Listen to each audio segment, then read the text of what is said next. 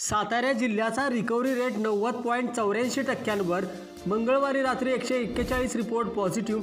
दिवसभरात 32 नागरिकांना डिस्चार्ज। 291 जणांचे नमुने पाठवले तपासणीला। सातारा जिल्ह्यात कोरोना रुग्णसंख्या आता कमी होऊ लागली आहे। दिवाळीच्या तोंडावर रुग्णसंख्या व मृतांचे प्रमाण आटोक्यात येत असल्याने हा शुभ संकेत असल्याचे बोलले जात आहे। आजच्या आकडेवारीनुसार कोरोना मृतांचे प्रमाणही घटल्याने मोठा दिलासा मिळाला आहे। मंगळवारी दिवसभरात जिल्ह्यातील विविध रुग्णालयात आणि कोरोना केअर सेंटरमध्ये उपचार घेत असलेल्या 32 नागरिकांना आज घरी सोडण्यात आले। तर दिवसभरात 291 जणांचे नमुने तपासणीकरिता पाठवण्यात आले आहेत। तर रात्री आलेल्या रिपोर्टनुसार क्रांतिसिंह नाना पाटील रुग्णालय लॅब येथील 248 नमुन्यांपैकी 52 नमुने बाधित, कृष्णा मेडिकल येथील 68 नमुन्यांपैकी 7 नमुने बाधित, खाजगी लॅब 207 नमुन्यांपैकी 15 नमुने बाधित, अँटीजेन टेस्ट 1298 नमुन्यांपैकी 67 नमुने बाधित, असे सर्व मिळून 1821 नमुन्यांपैकी 141 रिपोर्ट पॉझिटिव्ह आले आहेत।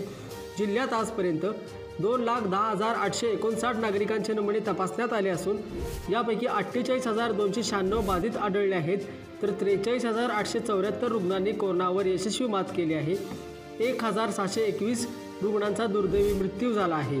जिल्ह्यात सध्या 2,801 रुग्णांवर उपचार सुरू आहेत। मंगळवारी रात्री पॉझिटिव्ह आलेल्या 141 रिपोर्टची सविस्तर माहिती उद्या पहा मुक्तागिरी न्यूजवर।